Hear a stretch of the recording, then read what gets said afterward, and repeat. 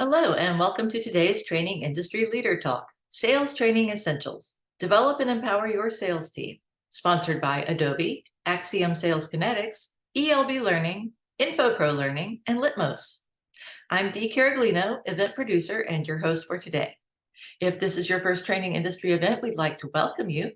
Training industry exists to make connections among learning and development professionals. We offer tons of resources to support your role in L&D through live events such as today's Leader Talk, as well as through articles on our website, our magazine, conferences, research reports, and our podcast. Make training industry your go-to resource for learning solutions. Visit trainingindustry.com to learn more. And now, without any further ado, it is my pleasure to introduce you to our speakers, Christie Bacchus and Kendrah Wick. Christie is a self-proclaimed sales and technology geek and an expert in the Litmos product. She has spent 8 years in the learning space and 22 years in Silicon Valley as a sales engineer. Earlier this year, she switched careers to head up product marketing. She's earned 3 very different degrees. She has a Bachelor of Science in Microbiology from Colorado State University, a Master of Computer Information Systems from the University of Denver, and a Master of Arts in World War II Studies from Arizona State University. With 11 years under her belt, Kendrah is an experienced business, sales, market development manager with a demonstrated history of hiring, training, and coaching successful teams in the B2B, SaaS, and EdTech industries. Kendrah is dedicated to leveraging cross-departmental relationships to grow pipelines and develop high-performing sales professionals. She has a basketball background and coaches her teams both on and off the court by the same principles. Invest in your people, keep it competitive and fun, and win. Christie and Kendrah, I am looking forward to this one. Thanks, Dee. Good morning, everybody. Appreciate the introduction. This is a fairly hot topic for me just daily in my work as a director of sales development at Litmos, and I think probably a very hot topic for all sales leaders. I think we're constantly looking at how the sales process and how the buyer's landscape is changing and evolving. So I'm super excited to chat about this with Christie. We've spent a couple of hours over the last month or so talking about this topic, and we realized, how are we going to cut this down to have a real streamlined conversation with everyone? But I think there's some really cool points that we kind of have developed as we've been talking about this, and we're excited to share that with you guys. Yeah, absolutely. Let's go ahead and go into those statistics. And these are fantastic. So 82% of sales reps say they've had to adapt quickly to new ways of selling. And 69% of sales professionals agree their job is harder now. So 82% say they've had to change. 69% say it's more difficult now to do your sales job. And then 80% of salespeople who have responded to certain surveys struggle with virtual meetings. So we're on a virtual meeting right now. They really struggle in the sales cycle selling through a Zoom, for example. Yeah, I think it's one of the things we've noticed too is, we have 2 kinds of sales reps. You have the reps that are used to shaking hands and taking people to lunch and having coffee and that face-to-face interaction. And then you kind of have like almost this mini generation of sales reps that have done everything virtually. How do you get both of these groups to adapt to now what the sales, process looks like, what that landscape looks like? Obviously, with more remote workforce, we're seeing more remote sales teams. We're seeing more remote buying. People are, virtually going through a sales process. A less human experience when they're purchasing something online. I think now more than ever, it's super important for everyone to understand, like, how are people buying? Who is buying? Where are they buying? And, having their sales team adapt to how those changes have come about. Yeah, absolutely. It's really, if you look at this current sales landscape, the current challenges, certainly changing consumer behavior, like just as Kendrah mentioned, it's the buyers have changed. Hybrid and online selling is the new norm, right? So we're going online, we're more educated, we're more down the funnel than we ever have been before. Pretty much when we decide to buy, we have a good idea, at least who are the 2 or 3 vendors are going to be that we're going to look closer at. And then really hitting quota while creating meaningful relationships. Just like it says, we're on Zoom. How do we create those relationships? Kendrah mentioned, classically we used to, in the old days, take everyone to lunch, right? Or take them to dinner and have that personal connection. And now it's more difficult to do that. So how do we maintain or get to our quota while creating these meaningful relationships? And really advances in technology to accommodate the changes in the buying landscape have many sales teams really using more automation to kind of predict what they think is going to happen or streamline and engage the clientele wherever they are. And I absolutely love this slide. So you see 2 salespeople here. And what do these salespeople have in common? Well, they don't exist in real life. They're actually AI-generated salespeople. So there has been some concern from all of us that AI will replace our jobs as salespeople. And it won't necessarily replace your job. Really, it's a tool to complement your sales process. So whether you're using it to write a formal email, to get some ideas on how that person may be interested in your products, that is really a tool rather than a replacement. So don't be scared, even though these people don't exist in real life. It's really a wonderful, wonderful tool. Like Carvana, for example, and Kendrah and I were talking about this last night. Carvana is not AI, but they have the car vending machines, and it's a self-guided buying process where you don't necessarily interact with the salesperson. So they've done all their work. They can show you the little scratches on the car, all of that. But that has not replaced car dealerships. And really, the other thing that Kendrah and I were talking about was, is this when you're buying a software product, for example, the process is very different maybe than with a car. Educational products, right? You have to find the right fit. You can't really shortcut it. There's really not a formula for that necessarily. We're going to give you some strategies to help you, but there's not necessarily a formula. You actually have to have that people interaction. Yeah. Kendrah? Yeah, I think AI has kind of been the elephant in the room over the last couple of months. I mean, everybody's talking about it. A lot of tools are starting to adapt that type of technology. But I think, like, at the end of the day, and I think most salespeople that have done this for a long time and have built relationships over time with their customers and prospects know that, people like to buy from people. People like to have that interaction with a human being, especially when you're talking about like products that you need to evaluate over longer periods of time that are more of an investment for your company. You want someone there to kind of guide you and help you understand that you're providing like a consultative approach to walking people through the sales cycle. So I'm not as worried about it as I think some other people are in terms of AI taking over our jobs, and we're all going to be answering to robots in the future. But I think people are very much inclined to still lean towards that old school way of having that relationship, building it, and carrying it through the sales cycle. I mean, that's where the personalization lies. People want to build that relationship, not just about the tool, but getting to know someone and how they think and what they think about your product is super important. And you can't really do that with AI. Yeah, absolutely. It's really that people will still buy from people they like and also people they trust. Right. Whoa, right. No, this is not an eye test for the audience here. I promise you. There's a lot of sales tools out there. It's overwhelming, right? And which ones do you use the most often? You can put that in the chat. But where do you live daily as a salesperson? What systems do you live in daily? That may be your CRM solution. It may be your incentive comp solution. You're always looking at, what's my commission going to be for this month? I know I did that as a sales engineer.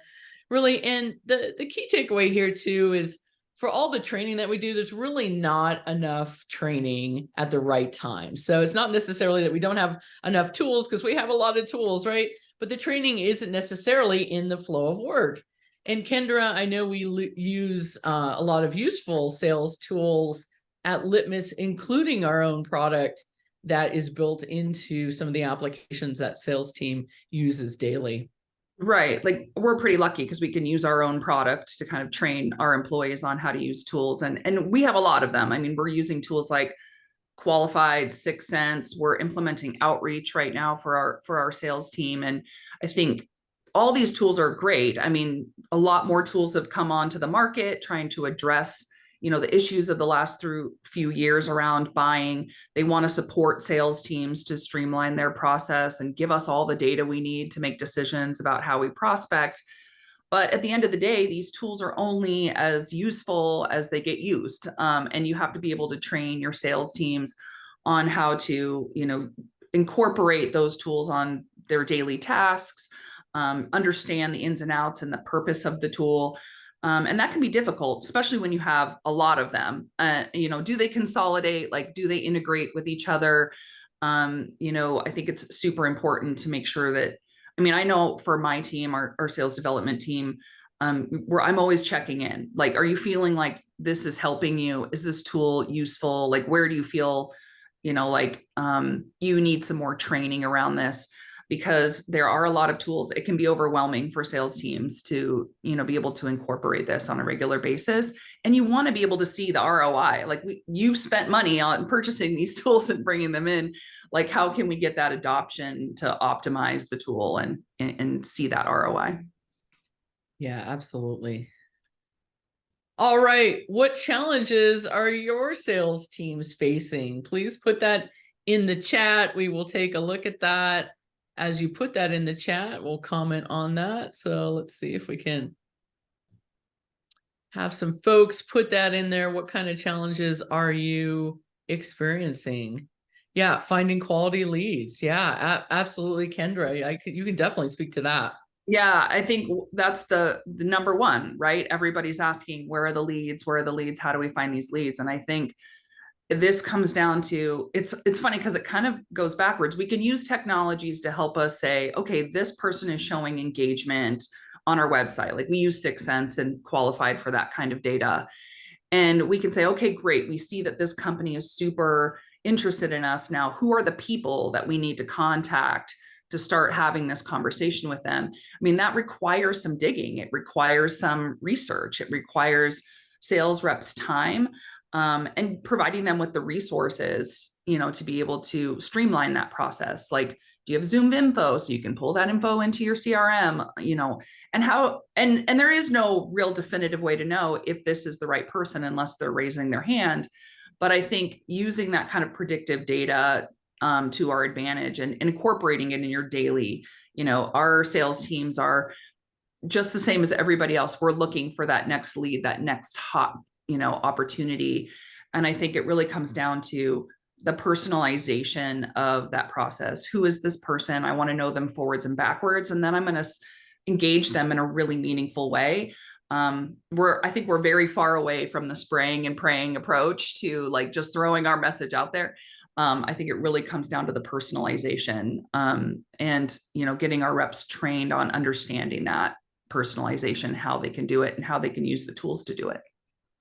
Yeah, absolutely. And one person put in the chat, just people answering their phones, right? It's harder, right? To talk to a real person. We've got to get creative. Like what we want them to pick up the phone. How do we get them engaged in that way? It's funny. We have an international sales teams, and they have much more luck getting people to answer the phone than we do in America. It's just harder because people are screening their calls. But I think it comes down to the way we engage them. If we can catch their eye with, something important in their email inbox or on LinkedIn, then they're more inclined to pick up the phone and have a chat with us if they, see us pop up. It's definitely hard to get people on the phone.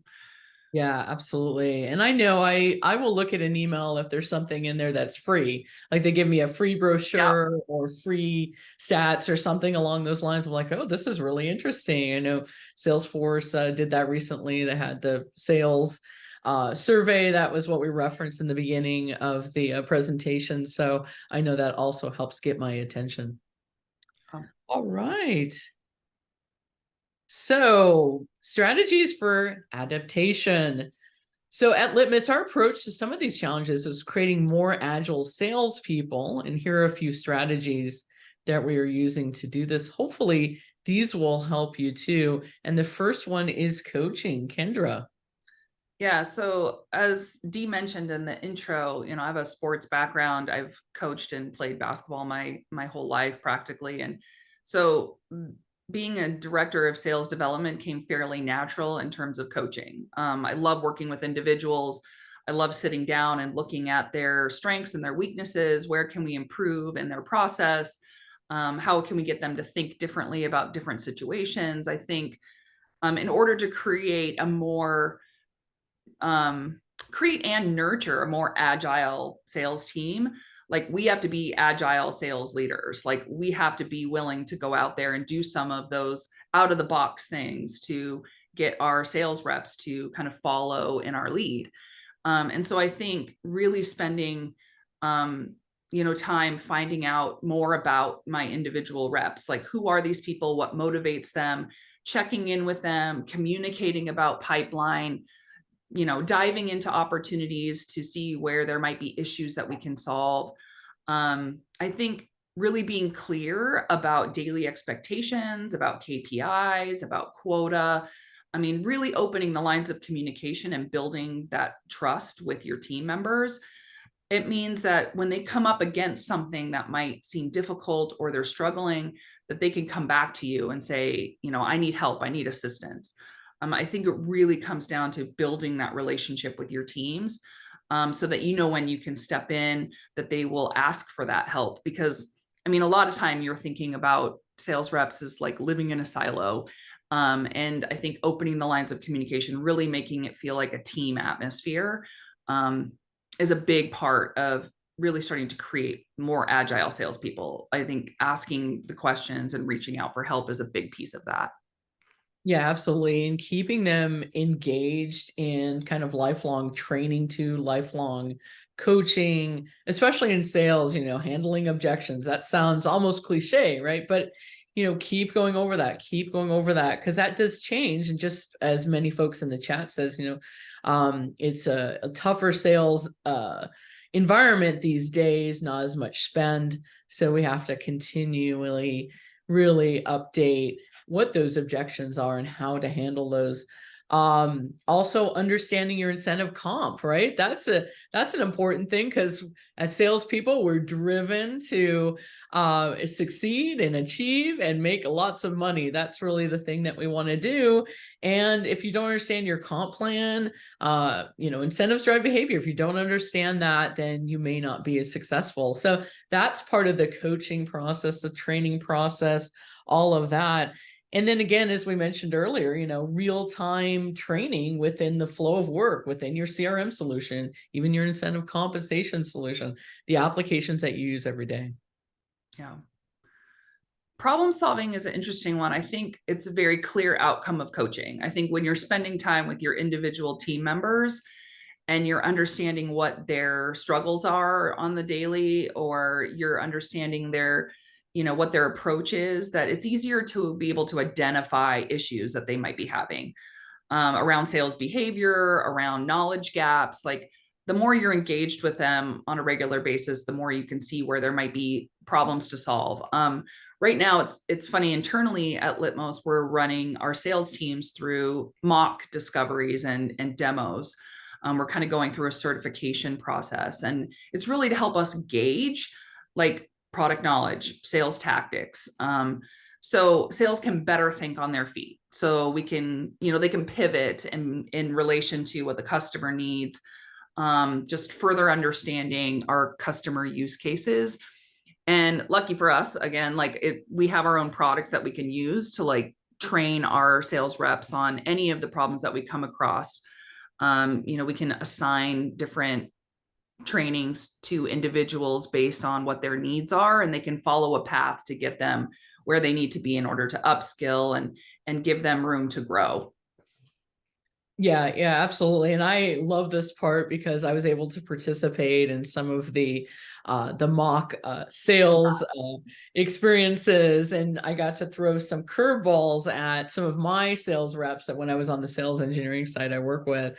And it wasn't so much their answer, but how did they handle that, right? And one salesperson completely froze. And actually, I didn't even know the answer to the question. And but it was interesting how they handled it. They froze for a little bit, and then they said, well, I will get back to you on that. And we proceeded ahead. But those are fantastic. If you're not doing those today, do those, because it really is the hardest thing to present in front of your peers, because you're like, I know that's not true.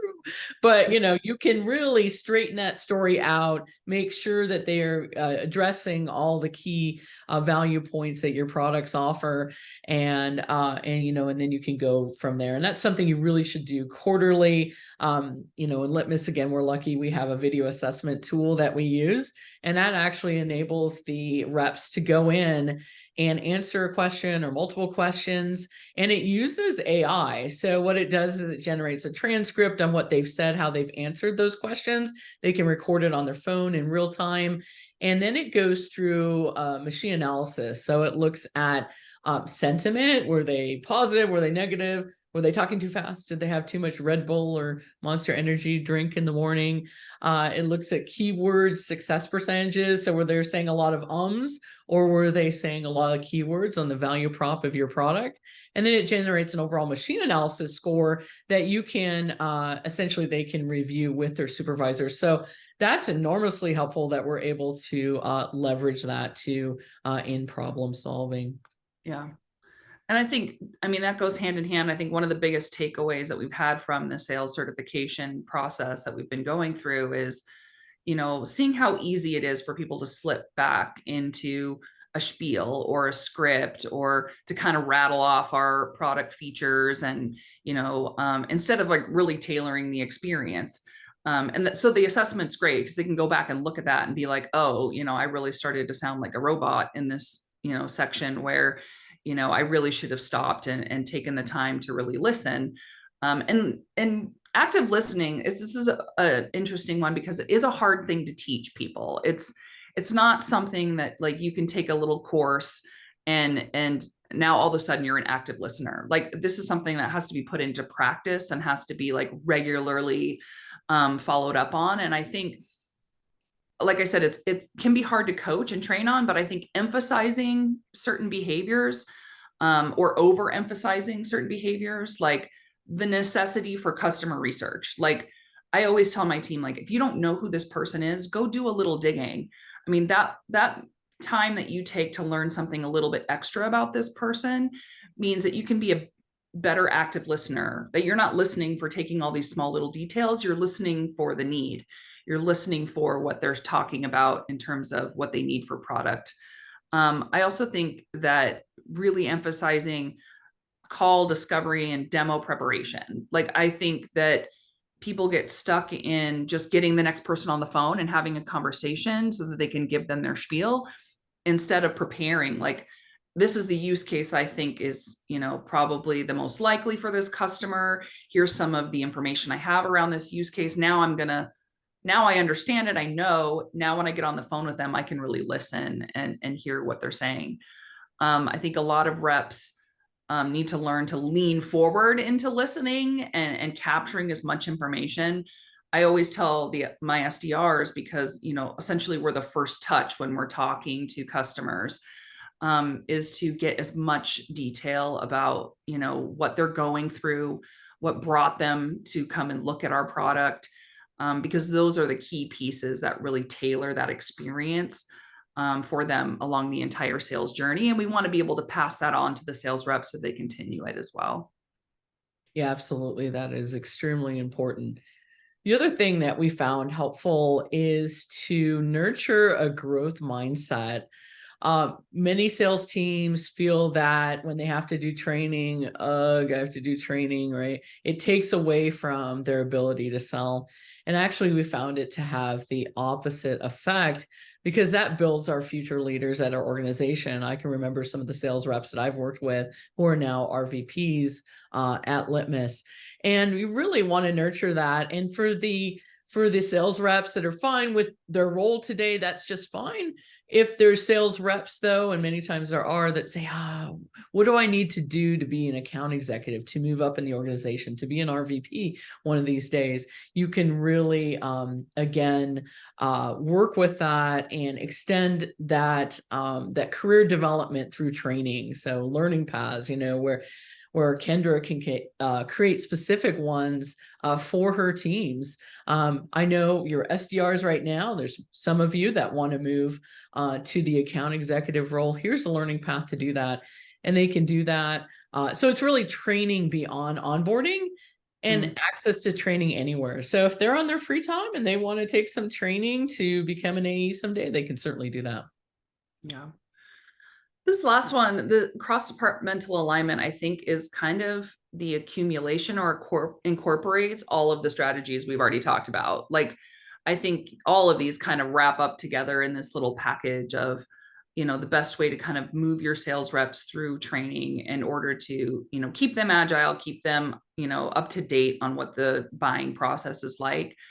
But I think it starts with coaching and problem solving and like really encouraging those open lines of communication, not just, with their own leadership, but with other departments. Like, being able to have conversations with pre-sales, with marketing, with product, that can all play into how salespeople solve for prospect problems.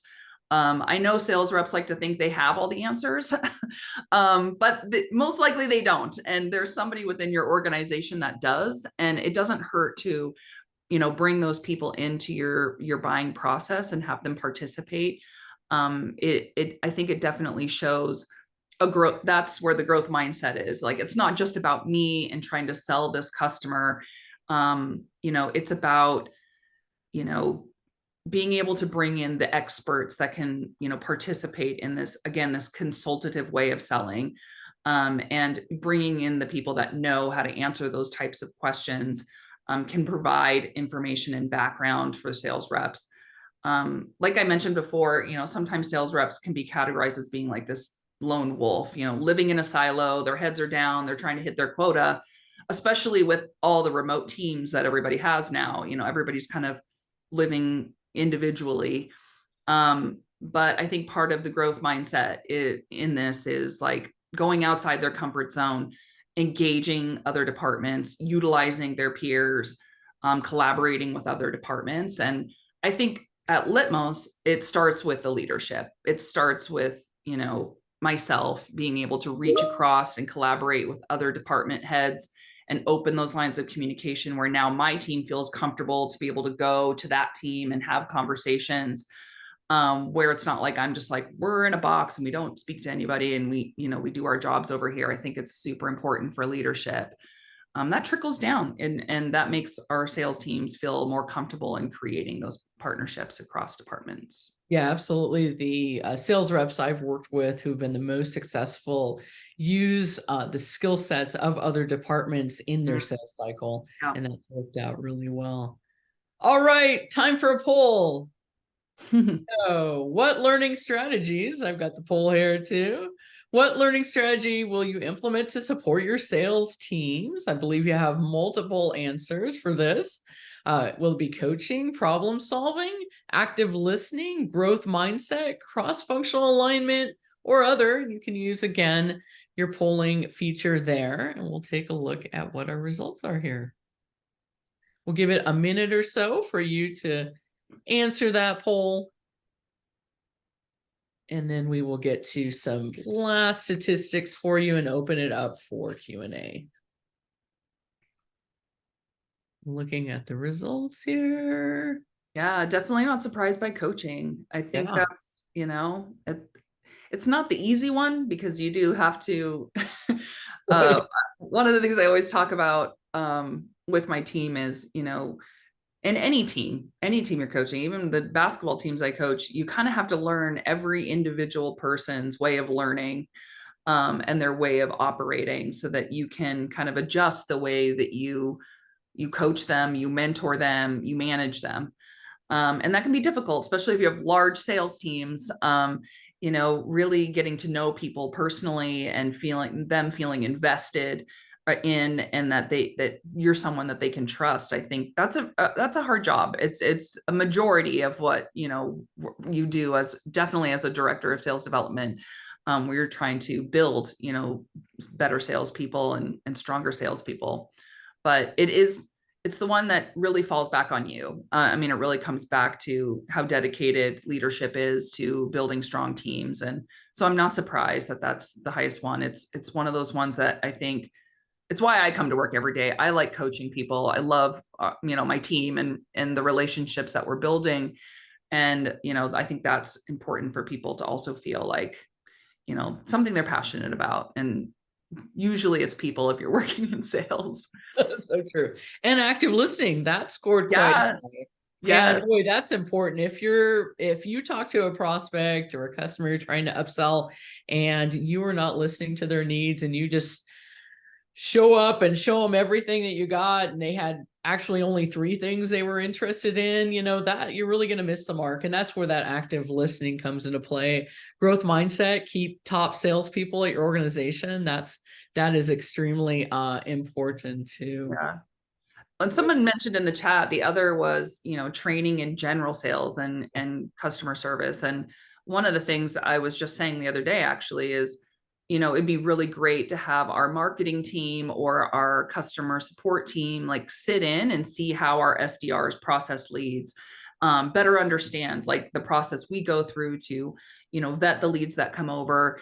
With that understanding, they can make better decisions on their teams too about how things get handled. So even training cross-departmentally, like so that other departments really understand your role at the company and how you're operating. And vice versa. I think it's super important for the SDRs to better understand, like, where are these leads coming from that I'm getting every day? Let's sit down with the marketing team and have them show us, their campaigns and how they're walking through the process. Definitely, beneficial for everybody to understand how each cog of the wheel works, so that we can better streamline our process as a whole. Absolutely. So here's our last stat here. This is very encouraging. It says 75% of sales professionals are confident in their sales organization's ability to reskill reps, up from 63% in 2020. Why do you think this is, Kendrah? There could be a million reasons, but the first thing I think that comes to mind is, I think in the last few years, we've seen the real benefit of autonomy. People are, autonomy can be created, creating a culture of like trust and confidence, autonomy over their workday, autonomy over their career path. Like people are feeling more in control of their role. And I think more and more companies are understanding the importance of providing all employees with access to, to growth path, to training opportunities, to specialty training. It's not just a perk anymore to be providing your employees with professional development, and training and courses and having them available to that further education in their role. So it's not surprising that, more people are feeling confident because I think it's being addressed more and more. Like I said, not a perk. It's something that should be included. If people are looking for that as a choice when they look for a role, it's like, oh, well, this comes built in. That's awesome. I think that's, super important to, what's making people feel more confident in that. I agree. Absolutely. So I believe it is time for Q&A. Dee? Let's see what questions we have. Can you share more on what these trainings look like? Simulation, AI, or scenario based? Yeah, that's a great question. I'll start off with that and then have Kendrah fill in the blanks on that one. But basically, with what we do is we'll do the AI video assessments, and then we'll also do actual role playing over Zoom. So we'll do that. We'll have pre-created sales scenarios. And then I'll pretend I'm an instructional designer or something along those lines. I have 12 years of experience, and here's the items that I'm interested in. So we'll actually do that role playing over Zoom. Kendrah? Yeah, a lot of our content that we offer in our pathway courses is, we have 80,000 content courses available inside Litmos. So, but you can whittle it down really to very specific things that, individual sales reps need to be working on.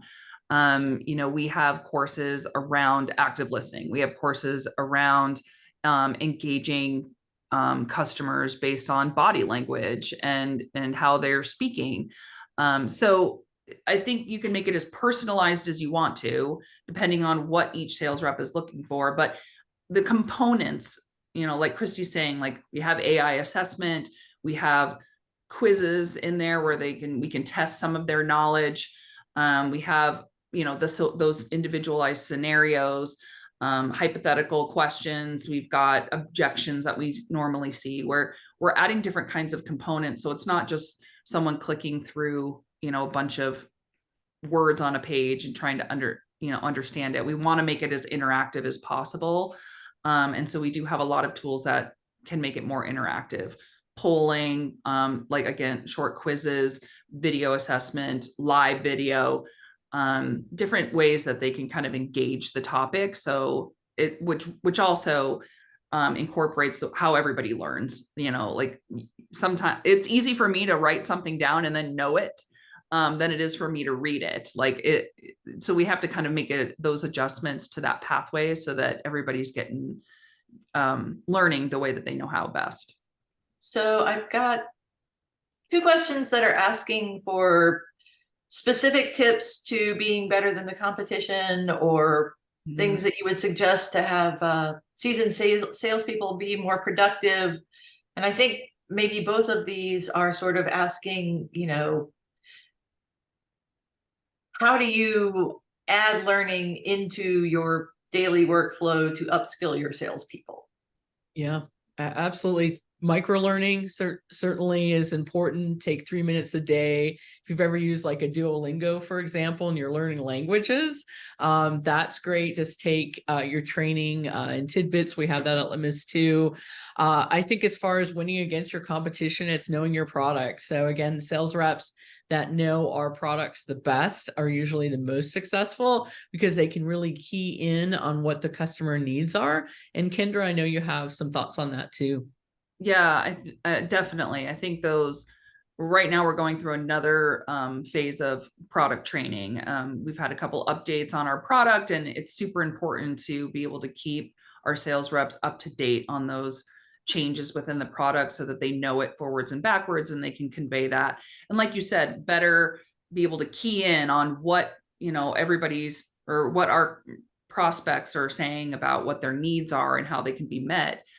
I think there's not a math equation around being better than your competition, as opposed to like, maybe your product is built better, maybe it's stronger in terms of, functionality or features, maybe you have less bugs, but if you don't know how to convey that information as a sales rep to your prospects, you can put yourself on the same playing field as your competitors.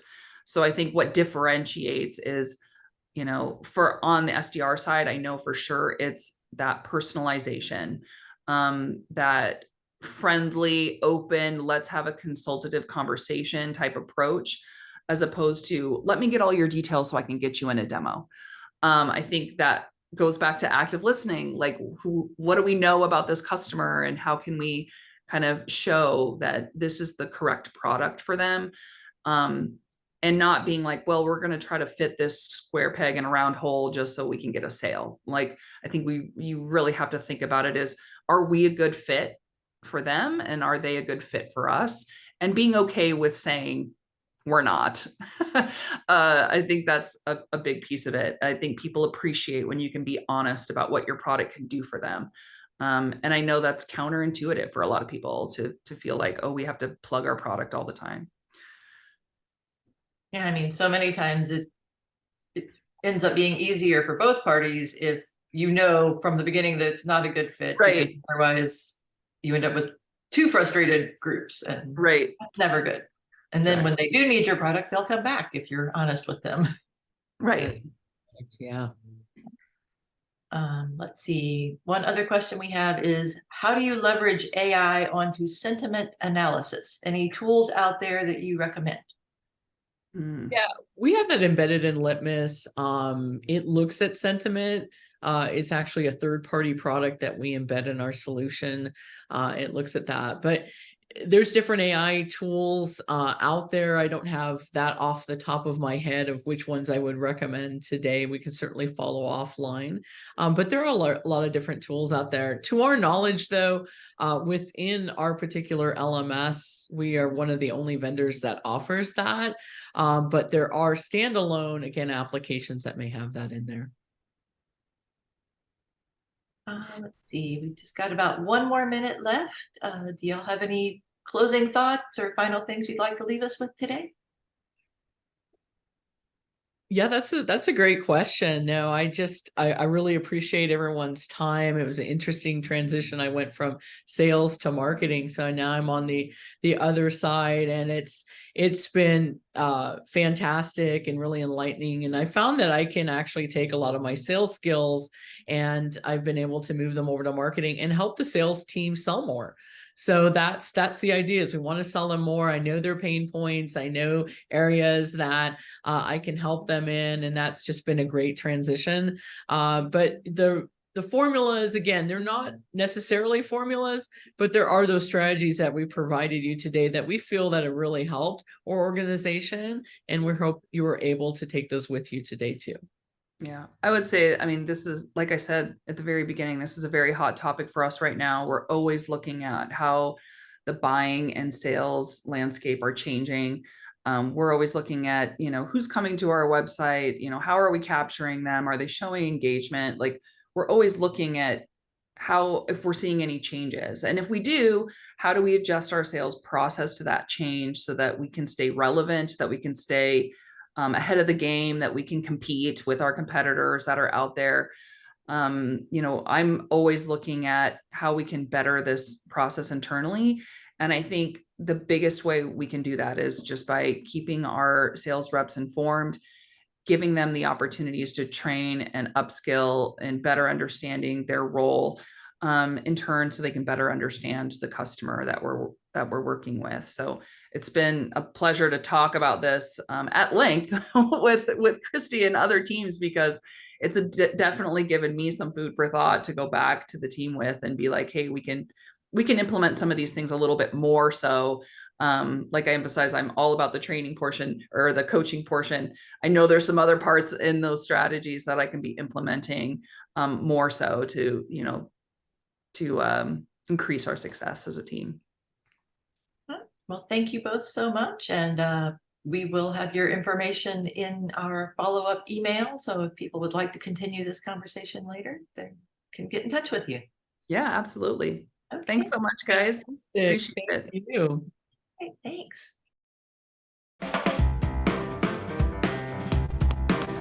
Hey there, this is Lenny, the Litmos mascot, and I'm here to welcome you to Litmos. We develop learning solutions for the world's best performing companies.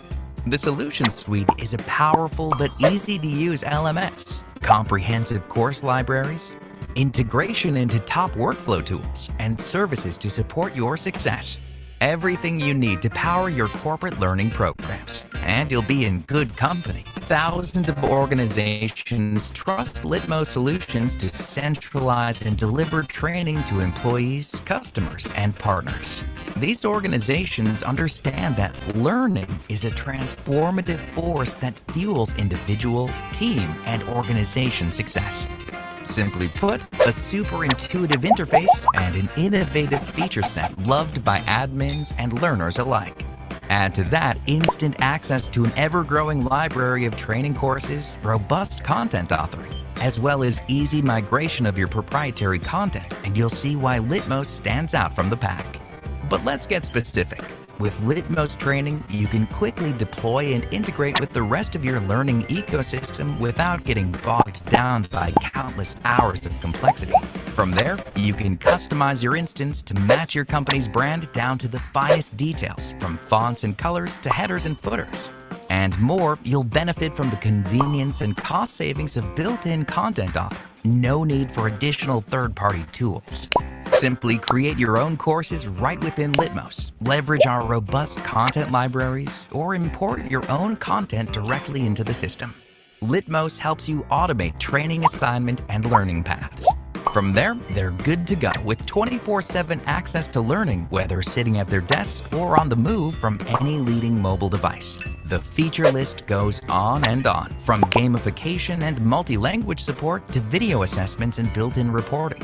And we have the services to support your success. To see everything in action, check out a live demo or a free trial experience of what Litmos can do for you.